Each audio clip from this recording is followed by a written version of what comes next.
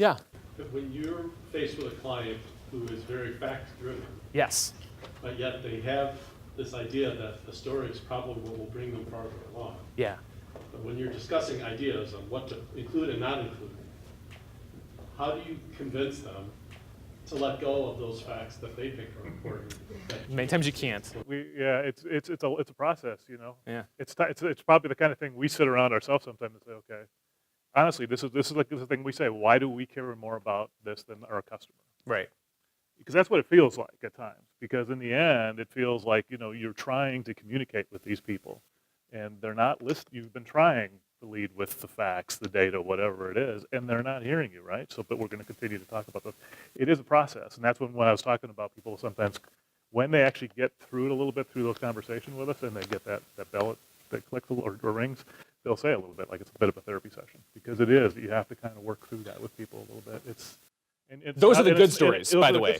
And we're not always, and we're not always. I know. No, those are the good. The good stories end with somebody kind of being like skeptical along the way, and then at the end, kind of going like, "Oh, now I see what you were doing that whole time." Yeah. The other way that happens as well is that you never buy in, and that we end up making something that isn't story based, and that happens.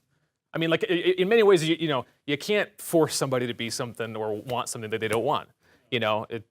But I think, but sometimes the goal doesn't have to be to get all the way to utopia, so to speak. Right. To let them get, to get them to let go of all of that, that's probably not going to happen. So part of our way of mentally being able to manage that, because we can see utopia, we can see they can get there if they want to, but the issue with that is that that's probably not going to happen, because we all have all of the stuff we bring to that effort. So you just need to see how far can I get them. And truth be told, if you get them to walk half that way, more often than not, it's a big difference from where they were, and it helps a lot. So you don't always need to get all the way there. So, and I think there's a lot of anxieties around what we're talking about with this that don't come to bear for folks. So the fear, as I talked about earlier, is the idea that we're talking about a replacement for what you're already doing, but we're not. Like we're not talking about coming in and changing everything you're doing and putting it in some kind of soft sell form. And most of our clients happen to be B2B clients. So like we're not talking to an audience that's particularly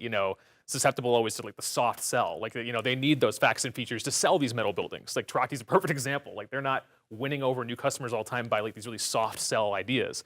But they recognized that they had a story to tell that would give them more meaning in the minds of their audience than their competitors, because their competitors didn't have this story to tell.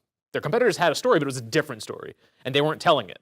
So sometimes it literally just comes down to telling your story alone separates you. The fact that you can mythologize yourself and mythologize the story that you're leading with your customers, and that whatever story or struggle that your customers or your audience base are going through, if you can make that into movie logic, that alone makes you just kind of a little bit bigger on the blip and gets you one more crack at the bat than maybe the competitors will get, just because they only came with a brochure with data.